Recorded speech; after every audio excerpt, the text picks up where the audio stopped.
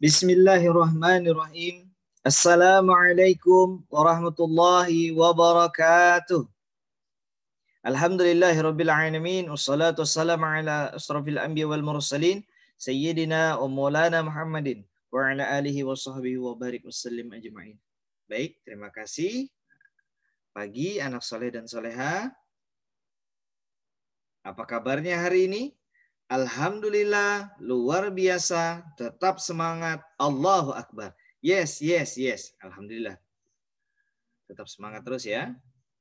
Tetap semangat belajar, tetap semangat menjaga kesehatannya, tetap semangat ibadahnya, tetap semangat doanya, tetap semangat mengajinya, uminya, dan juga Al-Qur'annya.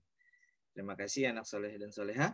Hari ini kita akan kembali dengan pembelajaran pendidikan agama Islam dan budi pekerti kelas 3. Kelas 3 SD Pastabikul Khairat. Dan materi pembelajaran kita hari ini adalah bab 5 yaitu makna sholat. Tujuan pembelajaran kita hari ini yang pertama adalah Ananda dapat menyebutkan arti sholat dengan benar. Yang kedua, menjelaskan pentingnya melaksanakan sholat dengan benar. Yang ketiga, menunjukkan contoh inti ibadah sholat dengan benar. Dalam Al-Quran, surah Al-Kautsar, ayat 1 sampai dengan 3. A'udzu billahi minasy syaithanir rajim. Bismillahirrahmanirrahim. Inna a'tainakal kautsar fashalli lirabbika wanhar inna syani'aka huwal abtar. Shadaqallahul azim. Baik, di sini dalam Quran surah Al-Kautsar dijelaskan bahwa maka laksanakanlah sholat karena Tuhanmu. Jadi materi kita hari ini adalah tentang sholat. Pengertian sholat secara bahasa artinya adalah ibadah atau doa.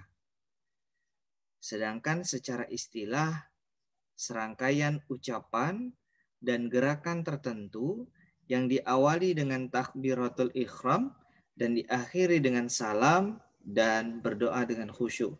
Itu adalah pengertian secara bahasa dan juga secara istilah. Sudah paham ya anak soleh dan soleha? Selanjutnya, sholat itu sangat penting bagi umat Islam. Sholat adalah tanda syukur kita karena udah diberikan nikmat yang sangat banyak. Oleh siapa? Oleh Allah Subhanahu wa Ta'ala. Dan kita wajib untuk mencintai Allah Subhanahu wa Ta'ala. Bahkan di dalam hadis Nabi Muhammad SAW, suruhlah anak kalian sholat ketika berumur 7 tahun. Hadis riwayat Abu Daud dan Ahmad. Jadi sholat itu dianjurkan untuk mulai kalian belajar mulai dari umur 7 tahun. Dan di dalam ayat Al-Quran surah Al-Ankabut ayat 45. Inna sholata tanha anil fakhsya wal munkar.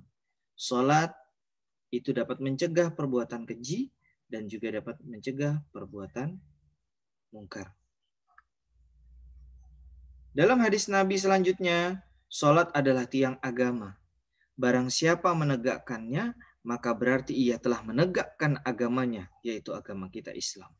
Barang siapa meninggalkannya, meninggalkan sholatnya, maka ia telah meruntuhkan agama Islam itu sendiri. Hadis Nabi Muhammad SAW. Selanjutnya, ibadah sholat, bukti kita bersyukur kepada Allah Subhanahu wa Ta'ala, caranya adalah dengan tepat waktu, tertib, dan disiplin dalam melaksanakan sholat. Waktu-waktu sholat itu yang pertama adalah subuh, yang kedua zuhur, yang ketiga asar, yang keempat maghrib, yang kelima isya. Ini adalah waktu-waktu sholat. Sholat menjadi salah satu rukun Islam. Dan sholat adalah ibadah yang pertama kali dihisab, dipertanggungjawabkan di akhirat adalah sholat. Jadi sholat ini adalah penting karena sholat adalah perbuatan yang akan dipertanggungjawabkan di akhirat nanti dan ditanyakan pertama kali. Dan sholat adalah salah satu ibadah yang tidak bisa diulang. Contoh, zakat, kalau tidak bayar zakat bisa kita bayar lagi. Naik haji, kalau kita tidak punya uang, nanti kita punya uang bisa naik haji. Apalagi rukun Islam yang lainnya. Kalau ketika kita pasti membaca syahadat. Yang pertama adalah syahadat, yang kedua adalah sholat, yang ketiga puasa. Kalau kita puasa, tapi batal puasanya, apakah bisa diganti, Pak? Bisa diganti. Selanjutnya, yang keempat, membayar zakat. Bisa, kalau seandainya kita belum bayar zakat, setelah itu kita bayar zakat. Kalau yang naik haji, ketika kita tidak punya uang, tapi ketika kita mampu kita naik haji. Tapi sholat, ketika sholat itu kita tidak lakukan, dan kita tinggalkan sampai 5-10 tahun yang lalu, tidak pernah kalian kerjakan, maka itu adalah salah satu dosa. Baik, terakhir adalah ayo berlatih anak soleh dan soleha. Yang pertama adalah apa arti dari sholat? Yang kedua, sholat dapat mencegah perbuatan titik-titik dan titik-titik. 3, amal apa yang dihisab pertama kali di akhirat. 4, tuliskan hadis tentang sholat. Baik, terima kasih anak soleh dan soleha. Semoga pelajaran hari ini berkah dan bermanfaat. Dan semoga kalian menjadi anak yang soleh dan soleha. Semuanya amin. Amin ya rabbal alamin. Terima kasih. Mari kita akhiri dengan membaca hamdalah. Alhamdulillahi rabbil alamin. Terima kasih. Bapak akhiri. Wassalamualaikum warahmatullahi wabarakatuh.